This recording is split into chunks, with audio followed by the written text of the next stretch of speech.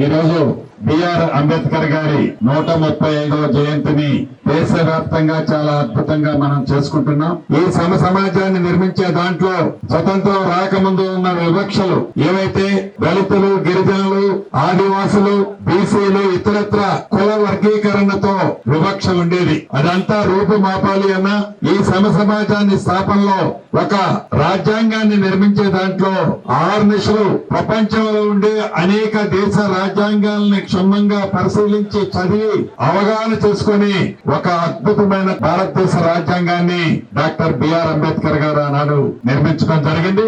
ఇప్పటికీ ఆ రాజ్యాంగాన్ని మన దేశంలో ప్రతి ఒక్కళ్ళము ఆచరిస్తున్నాం. ఒక దళితుడికి ఒక స్థానం రావాలి అన్నా, గిరిజనుడికి ఒక స్థానం రావాలి అన్నా ఆ రాజ్యాంగమే లేకుండా ఉంటే నిజంగా ఇబ్బంది కలిగి ఉండేది. ఈ దేశానికి సంబంధించిన అనేక అంశాల్లో ఆ రాజ్యాంగాన్ని ఒక బైబిల్లా, ఒక ఖురాన్లా, ఒక భగవద్గీతలా ఈనాడు మనం దాన్ని పరిగణిస్తూ దేశ ప్రజల స్వేచ్ఛ కోసం, దేశ ప్రజలకి మంచి చేయడం కోసం ఈ రాజ్యాంగాన్ని ఈనాడు మనం వాడుకుంటున్నాం. దేశంలోనే కాదు ప్రపంచంలోని అనేక దేశాలు ఆ మహానుభావుడిని గుర్తు పెట్టుకుని స్మరించుకుంటున్నాం. ఆ రాజ్యాంగంతోనే ఈనాడు ప్రతి ఒక్కరు అడుగెమ్మటి అడుగు వేసుకుంటూ ముందుకు నడుస్తున్నాం.